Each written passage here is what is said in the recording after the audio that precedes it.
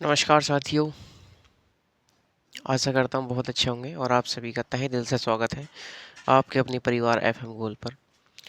साथियों, आप लोगों का अच्छा प्यार है और ऐसे ही एफएम गोल परिवार को आप अपना प्यार देते देते रहिए। और साथियों, सभी क्लासेस को लेते रहिए, पढ़ते रहिए और सभी अपने माता पिता का नाम रोशन कीजिए। चलिए, आज के सेशन की हम शुरुआत करते हैं। तो कल पिछले सेशन की यदि बात करी जाए तो कल हम लोगों ने मैकियावेली को पूरा किया है। मैकियावेली के जो राजनीतिक विचार थे, मानव स्वभाव पर विचार और मैकियावेली का राज्य पर विचार। और उससे पहले हम लोगों ने मैकियावेली के जीवन परिचय पर चर्चा की। आज हम लोग बात करेंगे हॉब्स का जीवन परिचय, हॉब्स के बारे में बात करेंगे। उसके बाद अगले सेशन में हम लोग हॉब्स के राजनीतिक विचार देखेंगे। ऐसे हम लोग पूरा सिलेबस कवर करेंगे, टीजीटी हो चाहे पीजीटी हो चाहे आपके यूजीसी नेट हो। जितने भी मेरे साथी हैं, आप सभी लोग क्लास को लेना कभी ना भूलें। चलिए, डाल दीजिएगा हॉब्स। टॉपिक है अपना हॉब्स।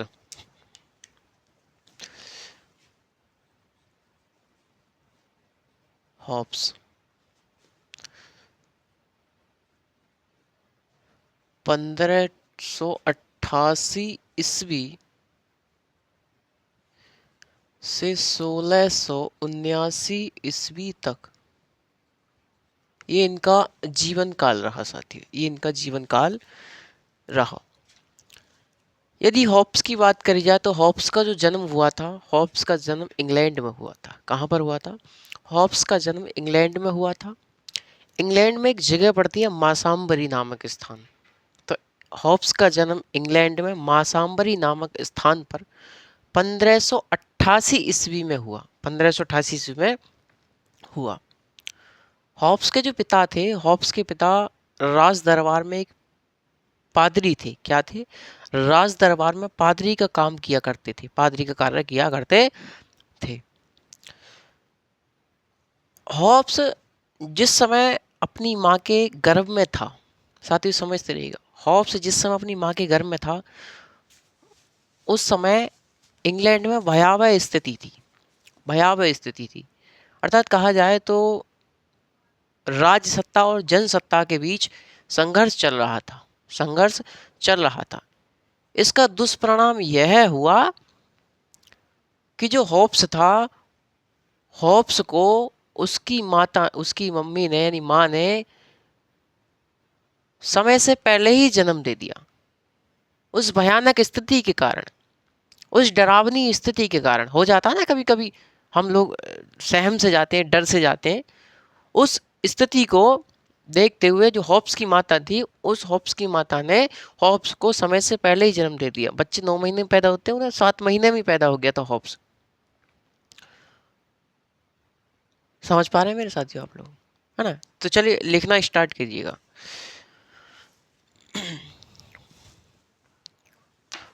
हॉब्स का जन्म, हॉब्स का जन्म, हॉब्स का जन्म 5 अप्रैल 5 अप्रैल 1588 ईस्वी को इंग्लैंड की मासाम्बरी नामक स्थान पर हुआ। स्थान पर हुआ था। तो हॉब्स का जन्म 5 अप्रैल 1588 ईस्वी को इंग्लैंड के मासाम्बरी नामक स्थान पर हुआ था। हॉब्स जिस समय अपनी माँ के गर्भ में था, हॉब्स हॉब्स जिस समय हॉब्स जिस समय अपनी माँ के गर्भ में था, गर्भ में था, उस समय इंग्लैंड में, उस समय इंग्लैंड में भयावह स्थिति थी। भयावह स्थिति थी, अर्थात कहा जाए तो डरावनी स्थिति थी। भयावह स्थिति थी अर्थात राजसत्ता और जनसत्ता के बीच संघर्ष चल रहा था। संघर्ष चल रहा था। संघर्ष चल रहा था। इसका दुष्परिणाम यह हुआ, इसका दुष्परिणाम यह हुआ यह हुआ कि हॉब्स की मां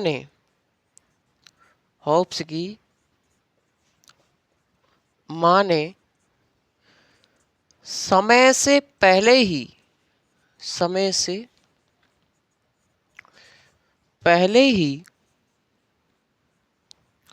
हॉब्स को जन्म दे दिया।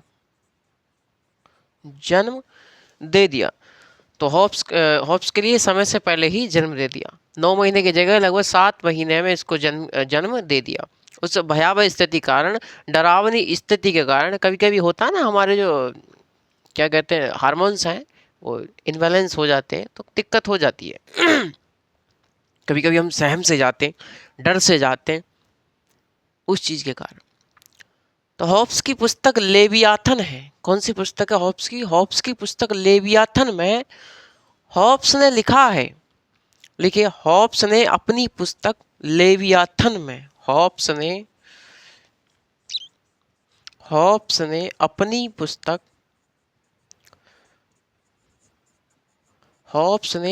पुस्तक लेवियाथन, कौन सी पुस्तक? लेवियाथन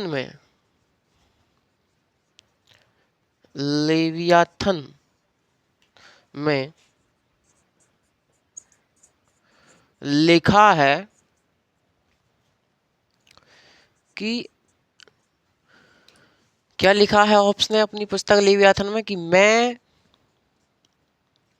और मेरा भय, भय मतलब डर, मैं और मेरा वह दोनों जुड़वा भाई हैं। दोनों जुड़वा भाई हैं। क्या हैं? दोनों जुड़वा भाई हैं। तो हॉब्स ने अपनी पुस्तक, उस समय की भयावह स्थिति को देखते हुए हॉब्स ने जो अपनी पुस्तक लिखी लेवियाथन, उसने हॉब्स ने लिखा उस पुस्तक में कि मैं और मेरा वह, यानी कि मैं और मेरा वह दोनों जुड़वा भाई हैं। दोनों जुड़वा भाई हैं। किसने कहा? तो हॉब्स ने कहा। जब हॉब्स का जन्म हुआ, हॉब्स के जन्म के समय इंग्लैंड में जेम्स प्रथम का शासन चल रहा था। किसका शासन चल रहा था? इंग्लैंड में जेम्स प्रथम का शासन चल रहा था, है ना। और इस समय राजसत्ता और जनसत्ता के बीच विशेषाधिकारों को लेकर के जन संघर्ष चल रहा था। क्या चल रहा था? जन संघर्ष चल रहा था। तो जिस समय हॉब्स का जन्म हुआ इंग्लैंड में, उस समय जेम्स प्रथम का शासन चल रहा था। जब जेम्स प्रथम का शासन चल रहा था तो इस समय राजसत्ता और जनसत्ता के बीच विशेषाधिकारों को लेकर के संघर्ष चल रहा था। जो जेम्स प्रथम था वो दैवीय उत्पत्ति के सिद्धांत पर विश्वास करता था, यानी कि जेम्स प्रथम दैवीय उत्पत्ति के सिद्धांत का समर्थक था। साथ ही आप जानते हैं कि दैवीय उत्पत्ति के सिद्धांत का मतलब है कि जो राजा होगा वो ईश्वर का दूत होगा, यानी कि राजा को ईश्वर ने बनाया है, ऐसा कुछ माना जाता है शास्त्रों में। यानी कि दैवीय उत्पत्ति के सिद्धांत में क्या माना जाता है कि जो राजा है वो ईश्वर का दूत है, यानी कि इसको बनाया है किसने? ईश्वर ने राजा को बनाया है। राजा सभी कर्मों से ऊपर है, राजा सभी धर्मों से ऊपर है, सभी कार्यों से ऊपर है, सभी कानून से ऊपर है, सभी विधियों से ऊपर राजा को माना जाएगा। और इसमें इतना तक बताया गया है कि यदि कोई बच्चा राजा है, यदि कोई बच्चा भी राजा है, यदि कोई नवजात शिशु भी राजा है, तो उसकी भी आपको आज्ञा का पालन करना पड़ेगा, आपको उसकी आज्ञा का पालन भी करना पड़ेगा। तो जो जेम्स प्रथम था वो दैवीय उत्पत्ति के सिद्धांत का क्या था, समर्थक था, समर्थन करता था। और जो जेम्स प्रथम था ये संसद की बात को अस्वीकार करता था। किसकी? संसद की, यानी संसद का इसके ऊपर कोई प्रेशर नहीं था, राजा ही सब कामों से ऊपर था, सब विधियों से ऊपर राजा, ये मानता था। और ये संसद की बातों को कैसा करता था? अस्वीकार करता था। कैसा करता था भैया? अस्वीकार करता था, है ना। लिखिएगा कि हॉब्स के जन्म के समय, हॉब्स के जन्म के समय, हॉब्स के जन्म के समय, हॉब्स के जन्म के समय इंग्लैंड में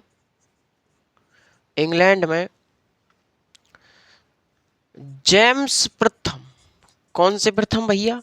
जेम्स प्रथम का शासन चल रहा था, का शासन चल रहा था, जेम्स प्रथम का शासन चल रहा था। जेम्स प्रथम का क्या चल रहा था? शासन चल रहा था। इस समय राजसत्ता और जनसत्ता के बीच, इस समय राजसत्ता और जनसत्ता के बीच संघर्ष चल रहा था। जनसत्ता के बीच विशेषाधिकारों को लेकर संघर्ष चल रहा था साथी। कैसे संघर्ष चल रहा था?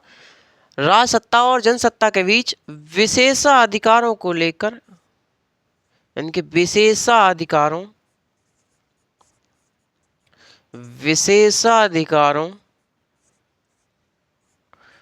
को लेकर संघर्ष चल रहा था। संघर्ष चल रहा था। जेम्स प्रथम जो था, जेम्स प्रथम दैवीय उत्पत्ति के सिद्धांत, जेम्स प्रथम जो था वो दैवीय उत्पत्ति के सिद्धांत,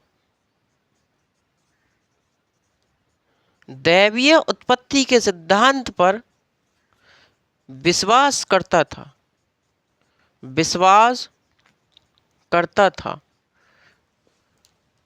और संसद की बात को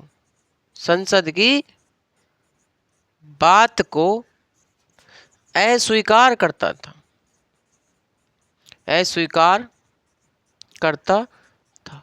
तो क्या करता था ये जेम्स प्रथम जो था ये दैवीय उत्पत्ति के सिद्धांत पर विश्वास करता था और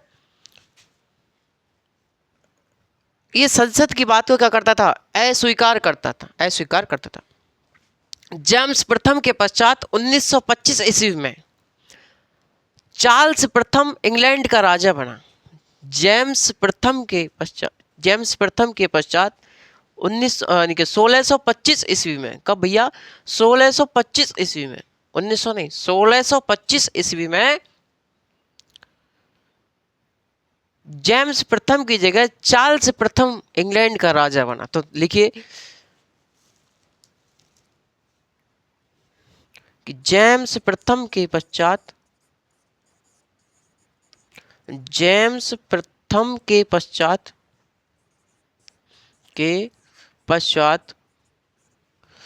1625 ईस्वी में चार्ल्स प्रथम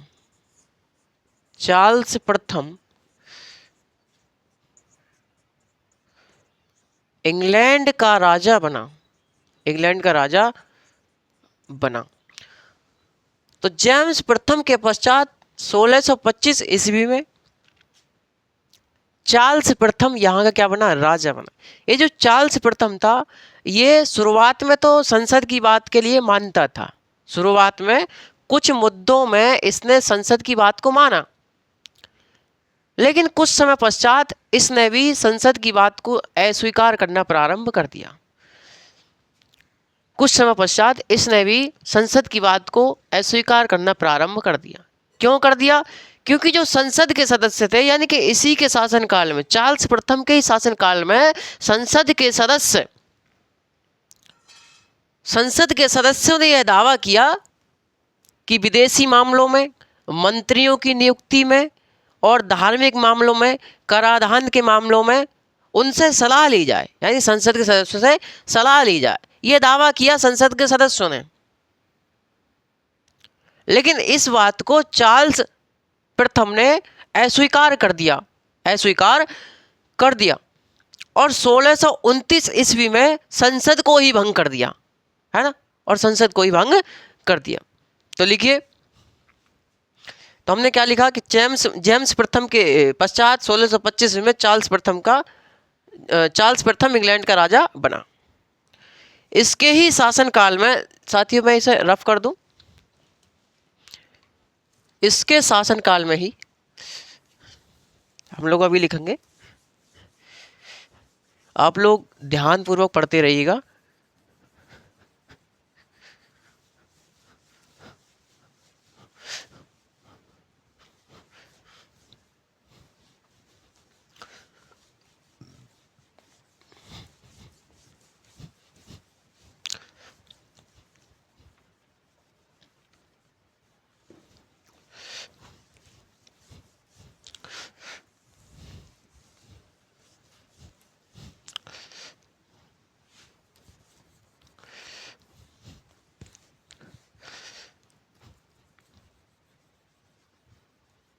चलिए साथियों,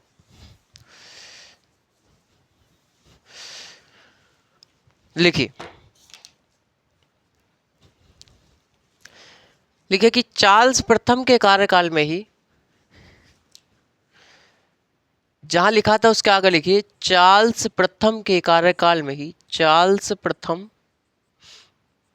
के कार्यकाल में ही संसद के सदस्यों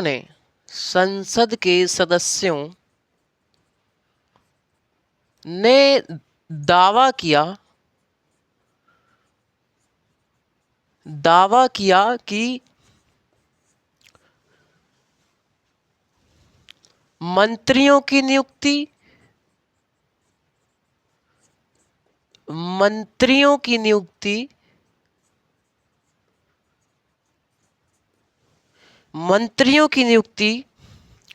विदेशी मामलों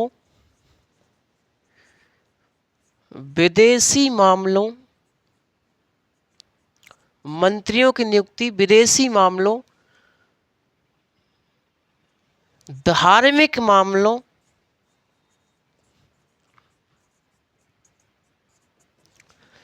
धार्मिक मामलों और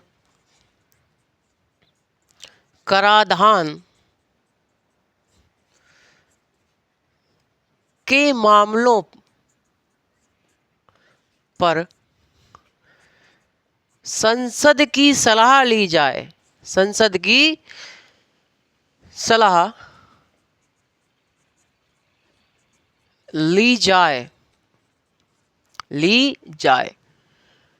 लेकिन इस बात को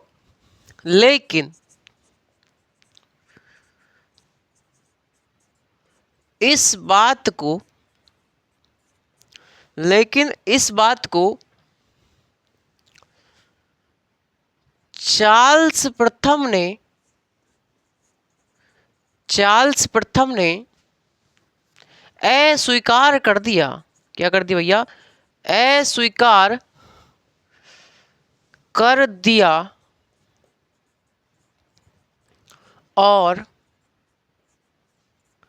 1629 ईस्वी में 1629 ईस्वी में संसद को ही भंग कर दिया। संसद को ही क्या कर दिया?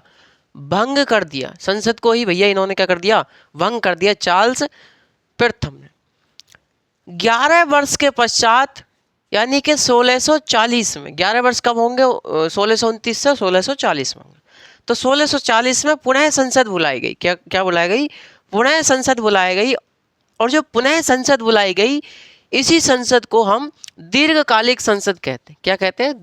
ये दीर्घकालिक संसद कहलाई, यानी कि काफी अधिक समय तक चली, तो इसे दीर्घकालिक संसद भी कहा जाता है। संसद के प्रतिनिधि जो थे, यानी कि भाई आपको पता है कि जो संसद में सदस्य बैठे वो क्या है? वो आपके प्रतिनिधि हैं। यानी कि जो संसद के जो लोग थे, संसद के जो प्रतिनिधि थे, वो किसानों की, व्यापारियों की और साथियों जो कमजोर वर्ग है उनका समर्थन करते थे। धीरे धीरे राज सत्ता और जनसत्ता में संघर्ष बढ़ता गया। धीरे धीरे राज सत्ता और जनसत्ता में क्या हो गया? संघर्ष जो था हमारा बढ़ता चला गया। और इसका दुष्परिणाम यह हुआ, भाई जब संघर्ष बढ़ेगा तो कहीं ना कहीं लड़ाई झगड़ा होने की संभावना है, युद्ध होने की संभावना है। तो इसका दुष्परिणाम यह हुआ कि 1642 ईस्वी में इंग्लैंड में गृह युद्ध, यानी गृह युद्ध देखने को मिला। सन 1642 ईस्वी में इंग्लैंड में हमें गृह युद्ध देखने को मिला। और इस गृह युद्ध को जो समाप्त किया गया, इस गृह युद्ध को सन 1649 ईस्वी में चार्ल्स प्रथम की फांसी के साथ इसको क्या किया गया? इसका अंत किया गया। यानी मैंने आपको बताया साथियों कि जब संसद की बैठक पुनः दोबारा बुलाई गई है ना, तो इसे हमने दीर्घकालिक संसद कहा। लेकिन मैंने आपको बताया कि जो संसद के सदस्य थे, ये क्या करते थे? ये जनता की, व्यापारियों की, किसानों की, कमजोर वर्गों की, इनके समर्थन में रहते थे, इनका समर्थन करते थे, इनकी आवाज को उठाते थे। लेकिन इस समय राज सत्ता और जनसत्ता में संघर्ष बढ़ता चला गया। और इसका दुष्परिणाम यह हुआ, जब संघर्ष बढ़ता चला गया तो इसका दुष्परिणाम यह हुआ कि सन 1642 ईस्वी में इंग्लैंड में गृह युद्ध छिड़ गया। गृह युद्ध प्रारंभ हो गया। और ये गृह युद्ध कब तक चला? ये गृह युद्ध चला सन 1649 ईस्वी तक,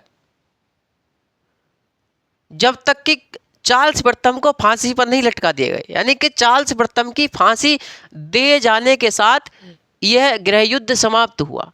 इसको साथियों खूनी क्रांति भी कहते हैं, है ना?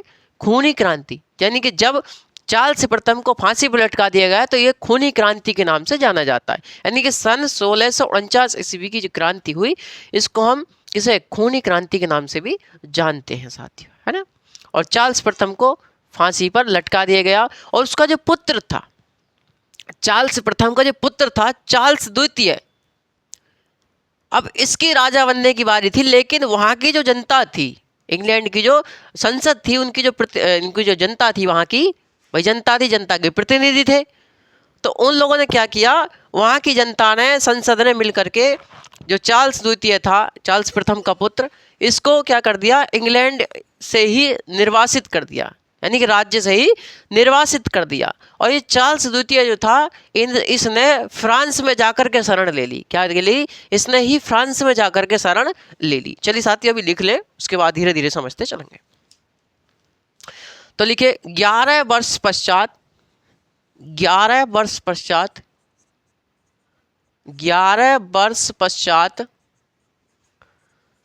1640 ईस्वी में संसद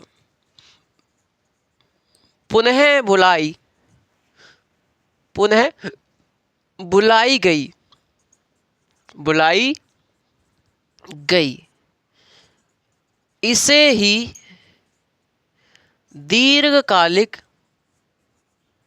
इसे ही दीर्घकालिक संसद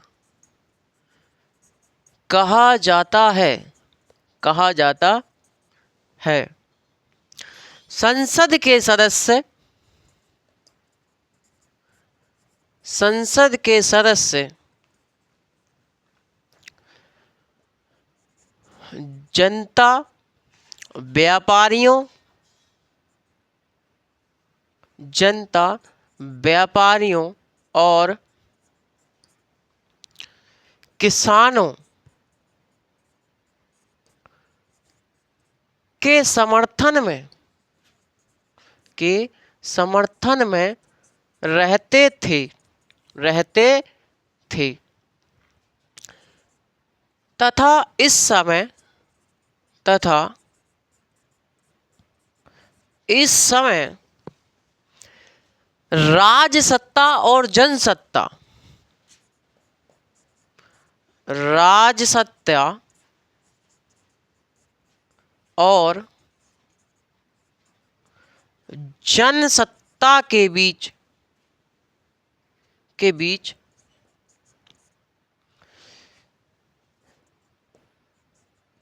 संघर्ष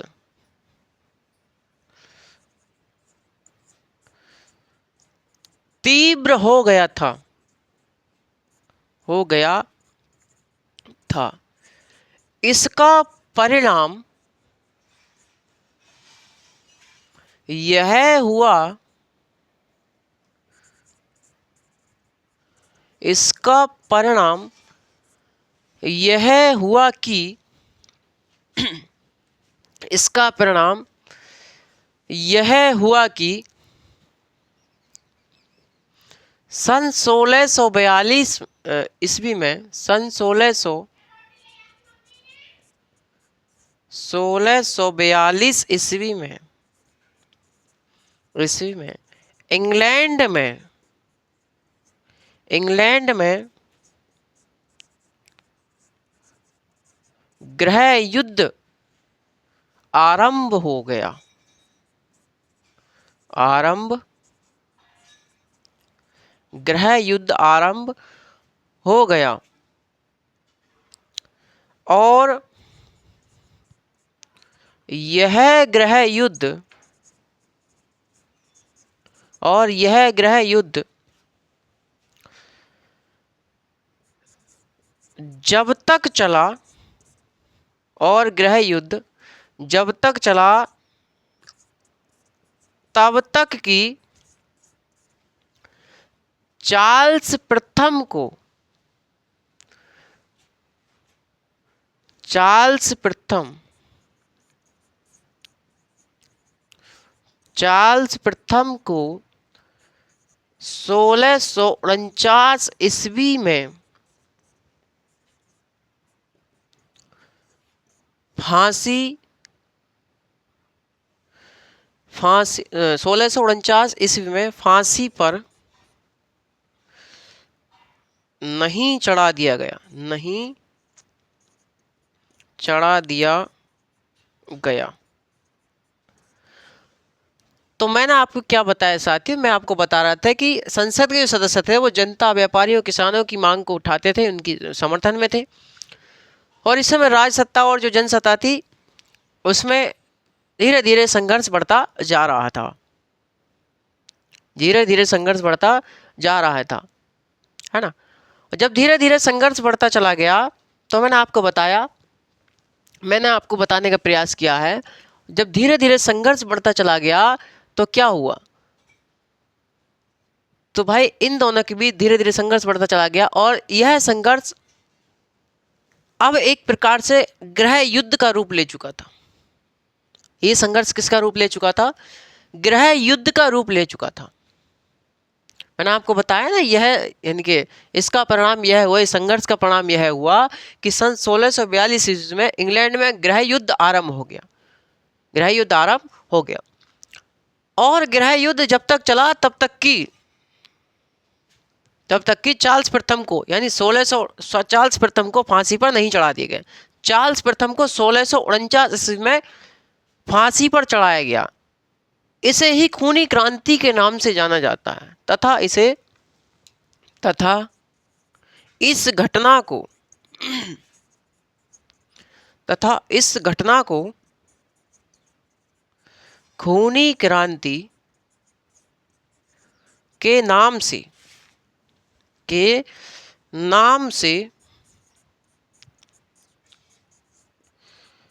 जाना जाता है तथा इस घटना को खूनी क्रांति के नाम से भी जाना जाता है। इंग्लैंड की खूनी क्रांति के नाम से भी जाना जाता है। तो इतनी बात मैं आपको बता रहा था। चार्ल्स प्रथम को फांसी देने के पश्चात, चार्ल्स प्रथम की जब मृत्यु हो गई तो चार्ल्स प्रथम के बाद चार्ल्स द्वितीय जो था, इसका पुत्र चार्ल्स द्वितीय को, जो इसका पुत्र था, उसको इंग्लैंड से क्या कर दिया गया, देश से ही निर्वासित कर दिया गया। और चार्ल्स प्रथम ने, मैंने आपको बताया कि फ्रांस में जाकर के शरण ले ली। चलिए साथियों लिखिए, चार्ल्स प्रथम की मृत्यु के बाद, चार्ल्स प्रथम की मृत्यु के बाद चार्ल्स प्रथम की मृत्यु के बाद इसके पुत्र चार्ल्स द्वितीय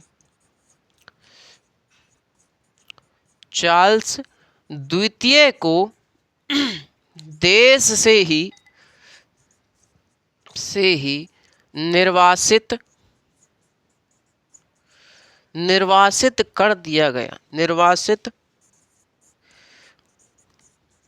कर दिया गया और चार्ल्स द्वितीय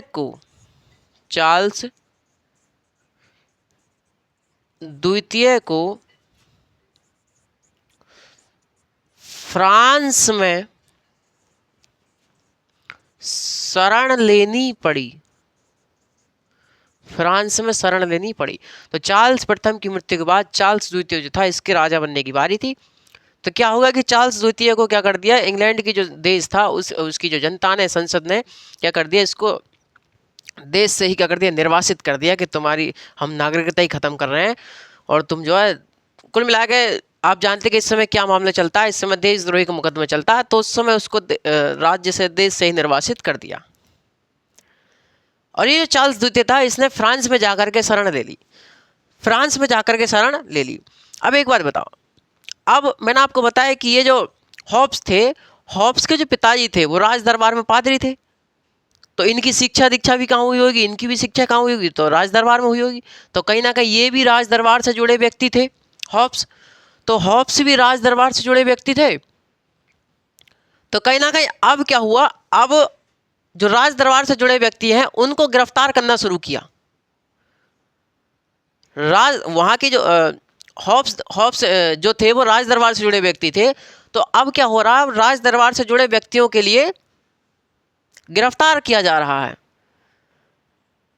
तो इस डर की वजह से कि इनको गिरफ्तार न कर लिया जाए हॉब्स को, तो हॉब्स कहाँ चले गए, हॉब्स भी फ्रांस में शरण ले ली। हॉब्स ने भी फ्रांस में शरण ले ली जा करके, है ना। और फ्रांस में ही हॉब्स ने 1651 ईस्वी में, फ्रांस में ही 1651 ईस्वी में अपनी लेवियाथन नामक पुस्तक लिखी। कौन सी पुस्तक लिखी, अपनी लेवियाथन नामक पुस्तक लिखी।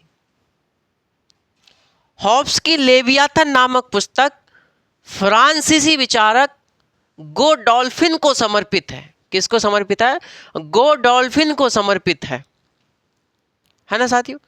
तो लेवियाथन नामक पुस्तक जो है, वो हॉब्स की जो पुस्तक है लेवियाथन, वो किसको समर्पित है, तो गोडोल्फिन को समर्पित है। हॉब्स ने अपनी पुस्तक लेवियाथन में ही मानव स्वभाव को बुरा बताया। किसको बताया, मानव स्वभाव को बुरा बताया और निरंकुश राजतंत्र का समर्थन किया। चलिए साथियों लिखिएगा जरा, मैं इसे रफ कर दूं। बिल्कुल भी टेंशन नहीं लीजिएगा आप लोग, सही से पढ़ते रहें और क्लासेस का आनंद लेते रहें साथियों। और आप कमेंट, एक प्यारा सा कमेंट कर दिया करें कि क्लासें आपको कैसी लग रही हैं, समझ में आ रहा है या नहीं आ रहा है, कैसा पढ़ाते हैं हम, ये सब बातें आप लोग हमें कमेंट में कर दीजिएगा। चलिए साथियों, देखिए एक कमेंट करने में कुछ नहीं जाता, लेकिन ऐसा होता है जो फैकल्टी है, जो अध्यापक हैं आपके, आप मुझे अपना छोटा बड़ा भाई कुछ भी मान सकते हैं, तो मुझे आपके कमेंट से बहुत ज़्यादा प्रेरणा मिलेगी। कहाँ मैं जो पढ़ा रहा हूँ वो कहीं ना कहीं आपके लिए पसंद आ रहा है, यानी कि मेरे पढ़ाए हुआ पसंद आ रहा है। देखिए प्रश्न तो आएंगे ही आएंगे एग्जाम में, इस बात से नो डाउट, नो डाउट कि प्रश्न तो फंसेगा, लेकिन आपको समझ में आ रहा है नहीं आ रहा है, मैं ये चाहता हूँ। तो यदि क्लासेस में आपको मज़ा आ रहा है, आपको समझ में आ रही है क्लासेस, तो आप मुझे एक प्यारा सा कमेंट कर दिया करें कि हाँ सर आपकी क्लास जो है बहुत अच्छी लगती है हमको, है ना। तो चलिए, तो अब क्या हुआ, अब राजा के जो समर्थक थे, राजा के समर्थकों को, राजा के समर्थकों,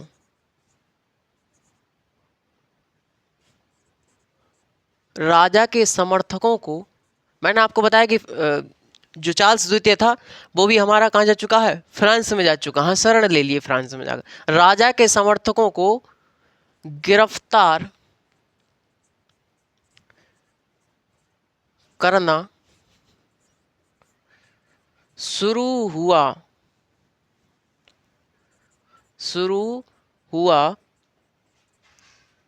तो हॉब्स, तो हॉब्स भी फ्रांस चला गया, फ्रांस चला, फ्रांस चला गया। हॉब्स ने, हॉब्स ने फ्रांस में ही, हॉब्स ने फ्रांस में ही सन 1651 ईस्वी में, सन 1651 ईस्वी में अपनी पुस्तक, अपनी पुस्तक लेवियाथन लिखी। कौन सी भैया, लेवियाथन लिखी, लेवियाथन लिखी। हॉब्स की पुस्तक, हॉब्स की पुस्तक फ्रांसीसी विचारक, फ्रांसीसी विचारक गोडोल्फिन को समर्पित है, गोडोल्फिन को,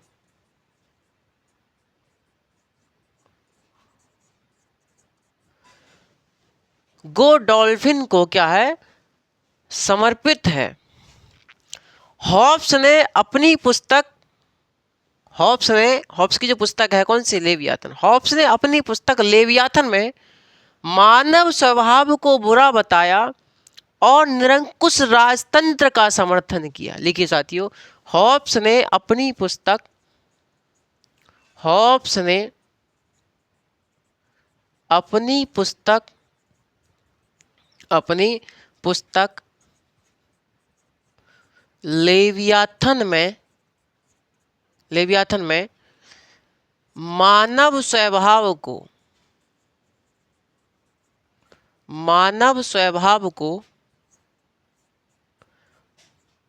बुरा बताया और निरंकुश राजतंत्र का समर्थन किया, और निरंकुश राजतंत्र का समर्थन किया, का समर्थन किया। तो किसका समर्थन किया, निरंकुश राजतंत्र का समर्थन किया हॉब्स ने अपनी पुस्तक लेवियाथन में साथियों, है ना। और 1660 ईस्वी में क्या हुआ, 1660 ईस्वी में जो चार्ल्स द्वितीय था वो इंग्लैंड वापस आया। वो क्या आया, वो इंग्लैंड वापस आया और उसने पुनः सत्ता क्या ली, पुनः सत्ता स्वीकारी, यानी कि पुनः वो राजा बना। अब वो क्या करा, 1660 ईस्वी में चार्ल्स द्वितीय को राजा बनाया गया, पुनः सत्ता संभाली किसने, चार्ल्स द्वितीय ने 1660 ईस्वी में। वो फ्रांस से वापस आ गया। लेकिन जैसे ही चार्ल्स द्वितीय 1660 ईस्वी में इसने सत्ता संभाली, ये राजा बना, वैसे ही इसने फ्रांस से होप्स को भी वापस बुलवा लिया, होप्स को भी फ्रांस से वापस बुलवा लिया और होप्स को आजीवन पेंशनर के पद पर नियुक्त किया। किसके पद पर, पेंशनर के पद पर नियुक्त किया। किसके पद पर भैया, पेंशनर के पद पर। और होप्स से कहा कि आप राजनीति में हस्तक्षेप ना करें, यानी कि होप्स को राजनीति से दूर रहने के लिए कहा गया। किससे, होप्स से। होप्स से राजनीति से दूर रहने के लिए कहा गया। साथियों, होप्स की जो मृत्यु हुई वो 91 वर्ष की उम्र में हुई। 91 वर्ष की उम्र में सन 1679 में होप्स की मृत्यु इंग्लैंड में ही हुई। चलिए साथियों लिखिएगा कि 1660 ईस्वी में 1660 ईस्वी में चार्ल्स द्वितीय फ्रांस से वापस आया, फ्रांस से वापस आया और राजसत्ता संभाली, और राजसत्ता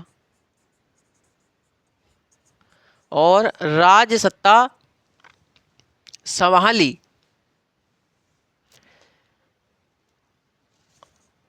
और राजसत्ता संभाली। इसके बाद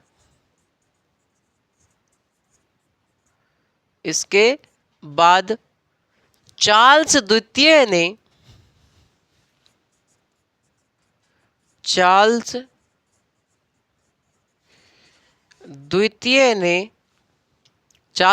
ने होप्स को भी फ्रांस से वापस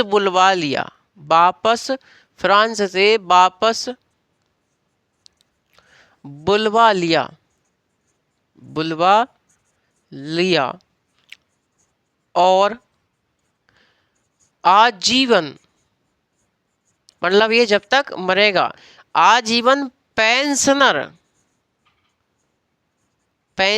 के पद पर नियुक्त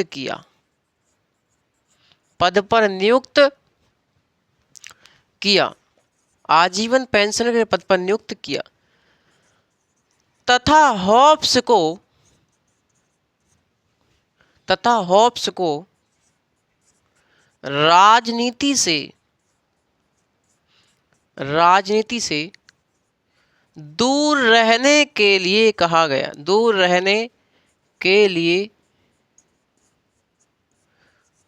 कहा गया, तथा होप्स को राजनीति से दूर रहने के लिए कहा गया, फिर सलाह दी गई। साथियों, होप्स की मृत्यु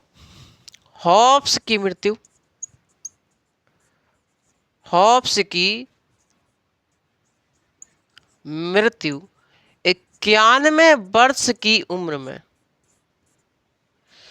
91 वर्ष की उम्र में इंग्लैंड में ही हुई। इंग्लैंड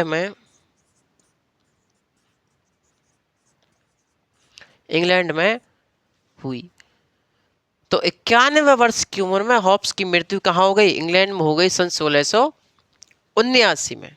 समझे साथियों, होप्स ने, इस समय क्या होता था, इस समय जो चर्च था वो राज्य के ऊपर था, यानी कि राजा के ऊपर चर्च हुआ करता था। तो होप्स ने क्या करा, होप्स ने चर्च को राज्य के अधीन कर दिया या फिर राजा के अधीन कर दिया। हॉब्स ने चर्च को राज्य के अधीन कर दिया। अब क्या हो गया, अब जो राजा है, राजा सभी शक्तियों से ऊपर है, राजा सभी कानूनों से ऊपर है, सभी विधियों से ऊपर है, राजा सभी कार्यों से ऊपर है, राजा के ऊपर किसी का दबाव नहीं है, राजा का कोई विरोध नहीं कर सकता।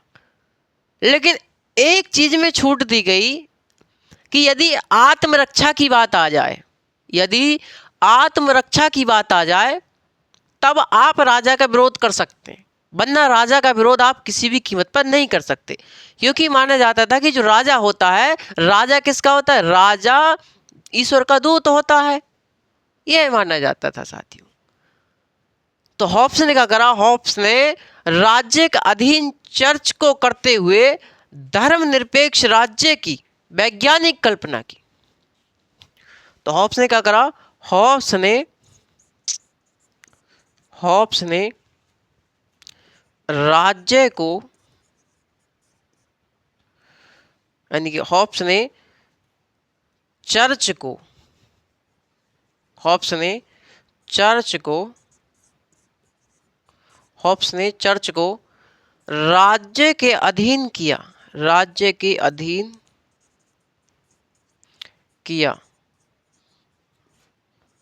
किया और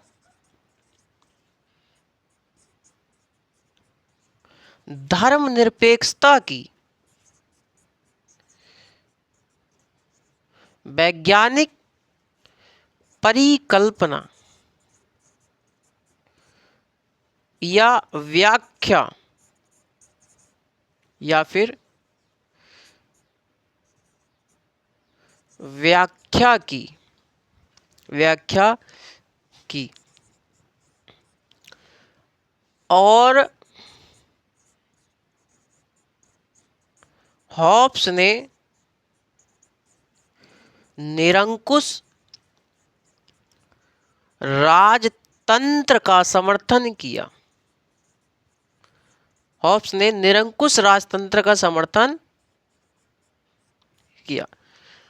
हॉब्स ने किसका समर्थन किया, निरंकुश राजतंत्र का समर्थन किया।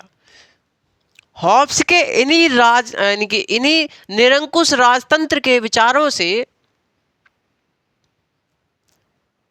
परेशान होकर, यानी कि हॉब्स के इन्हीं राजनीतिक यानी इन्हीं निरंकुश विचारों के कारण ही, हॉब्स के इन्हीं निरंकुश राजतंत्र के विचारों से प्रभावित होकर आलोचकों ने इसे मासाम्बरी का दैत्य कहा। लिखिए साथियों, हॉब्स के निरंकुश राजतंत्र के विचारों से प्रभावित होकर, विचारों से परेशान, लिखिए परेशान होकर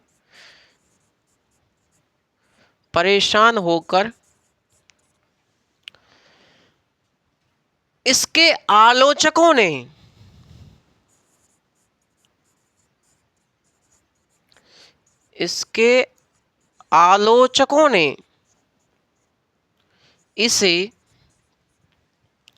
इसे मासाम्बरी का दैत्य कहा। मासाम्बरी का दैत्य कहा। किसको, हॉब्स को। हॉब्स के नहीं निरंकुश विचारों से परेशान होकर वहां के लोगों ने क्या कहा, इसको मासाम्बरी का दैत्य कहा। साथ इसको मासाम्बरी का दैत्य किसे कहा जाता है, तो हॉब्स को कहा जाता है। साथियों, मैंने आपको ये बात बताई। मैंने आपको बताया कि हॉब्स जो था, हॉब्स निरंकुश राजतंत्र में समर्थन करता था, यानी कि निरंकुश राजतंत्र के विचारों का समर्थन करता था। हॉब्स का कथन है विभाजित संपूर्णता अपने आप में विरोधाभास है। साथियों, तो मैंने आपको बताया कि हॉब्स का कथन है कि विभाजित संप्रभुता अपने आप में विरोधाभास है। तो लिखिए, हॉब्स का कथन है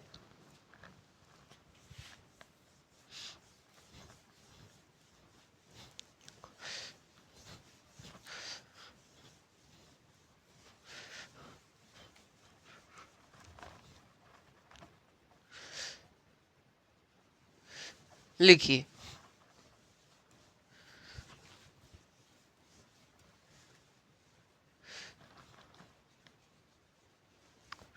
कि विभाजित संप्रभुता, हॉब्स का कथन है,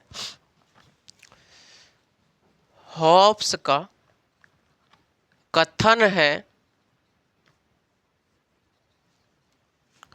क्या कथन है कि विभाजित संप्रभुता, विभाजित संप्रभुता, विभाजित संप्रभुता अपने आप में, अपने आप में विरोधाभास है, विरोधाभास, विरोधाभास है। तो विभाजित संप्रभुता क्या अपने आप में विरोधाभास है। हॉब्स का एक और कथन है, हॉब्स का प्रसिद्ध कथन है, हॉब्स का नंबर 1 कथन ये हो गया। नंबर 2 कथन है, हॉब्स का एक और साथ ही प्रसिद्ध कथन है। हॉब्स कहता है कि मनुष्य सुखों की प्राप्ति एवं दुखों से वृत्ति चाहता है। मनुष्य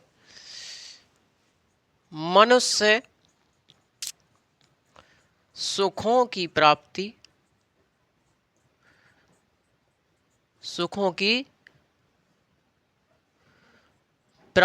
एवं दुखों से वृत्ति चाहता है, वृत्ति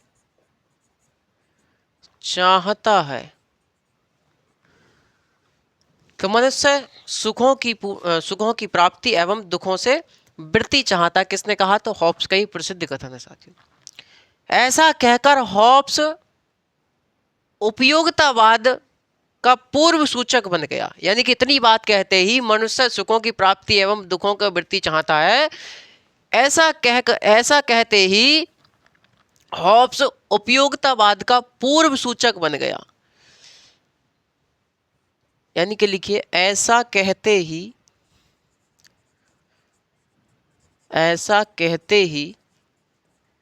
हॉब्स उपयोगितावाद का पूर्व सूचक बन गया, यानी कि उपयोगितावाद, उपयोगी क्या है, उपयोगी क्या नहीं है। यानी कि सुखों की प्राप्ति क्या है, उपयोगी है, मानव चाहता है। दुखों की वृत्ति क्या है, यह नहीं चाहता, इसकी वृत्ति चाहता है, खत्म करना चाहता है, समाप्त करना चाहता है इसको। तो साथियों, ऐसा कहते ही हॉब्स उपयोगितावाद का क्या बन गया? पूर्व सूचक बन गया साथियों। हॉब्स जो था, हॉब्स गैलीलियो के सिद्धांत से बड़ा प्रभावित था। हॉब्स जो था वो गैलीलियो के सिद्धांतों से बड़ा प्रभावित था और मनुष्य को एक पदार्थ की भांति मानता था। क्या मानता था? लिखिए साथियों, हॉब्स गैलीलियो के सिद्धांतों से बहुत प्रभावित था। हॉब्स गैलीलियो के सिद्धांतों से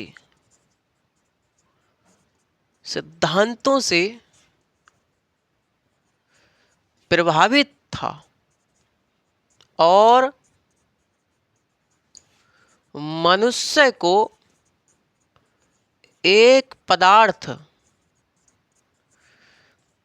की भांति मानता था, पदार्थ की भांति मानता था। हॉब्स कहता है कि कोई मनुष्य होता है, मनुष्य के अंदर इच्छा और अनिच्छा दोनों पाई जाती हैं। जैसे कोई मनुष्य है, यह क्या है? ये तमाम मनुष्य हैं साथियों। ये क्या है, मैं अब आपको चित्र सा बना रहा हूँ, एक देखते रहिए। ये क्या है, ये मनुष्य हैं। ये क्या है, ये मनुष्य हैं। ठीक है, ये जो मनुष्य हैं इनके अंदर इच्छा भी पाई जाएंगी। क्या होगी, इनके अंदर इच्छा पाई जाएगी, है ना, और इनके अंदर अनिच्छा भी पाई जाएगी। अनिच्छा, इनके अंदर इच्छा पाई जाएगी और अनिच्छा पाई जाएगी। और जब मनुष्य में इच्छा पाई जाती है, हॉब्स ने कहा कि जब मनुष्य में इच्छा पाई जाती है तो वो किसी चीज के प्रति आकर्षित होता है। क्या होता है, आकर्षित होता है। नंबर एक, क्या होता है, उस चीज के प्रति आकर्षित होता है। क्या होता है साथियों, आकर्षित होता है किसी चीज के प्रति। और जब आकर्षित हो जाता है तो उससे उसे प्रेम हो जाता है। क्या हो जाता है, प्रेम होता है ना। उससे क्या हो जाता है, उसे प्रेम हो जाता है। और जब प्रेम हो जाता है तो उसे वो पाना चाहता है। क्या चाहता है, पाना चाहता है। भाइयों मैं नहीं बता रहा हूँ, कौन बता रहे हैं, हॉब्स बता रहे हैं। ये हॉब्स ने कहा कि जब मनुष्य के अंदर इच्छा पाई जाती है, तो जब इच्छा होती है, इच्छा जब किसी चीज को करेगी तो उसके प्रति आकर्षित होगा मनुष्य। जब आकर्षित होगा तो उसको प्रेम होगा, और जब प्रेम हो जाएगा तब उसे पाना चाहता है, उसको पाना चाहेगा। आप व्यवहारिक जीवन में भी देख लीजिए अपने, है ना।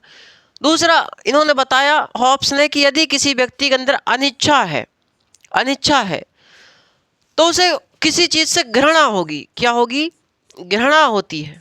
उसे किसी चीज से क्या होती है, घृणा होती है साथियों। क्या होती है भैया, उसे किसी चीज से घृणा होती है। और इसने बताया कि जब घृणा होती है तो किसी चीज के प्रति प्रतिकर्षित होता है, या फिर उससे दूर जाना चाहता है। मैं उससे किसी चीज के प्रति क्या होता है, प्रतिकर्षित होता है, प्रतिकर्षित होता है, या फिर दूर जाना चाहता है।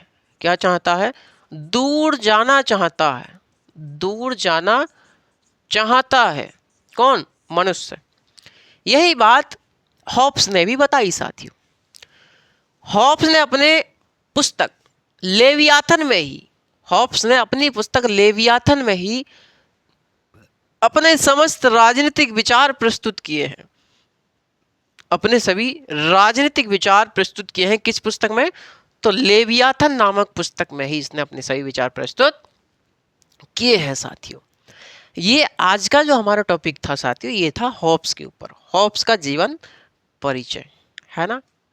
तो मैं अब आपसे कल नेक्स्ट सेशन में मिलता हूँ। चलिए कल तक के लिए मैं आपसे विदा चाहता हूँ।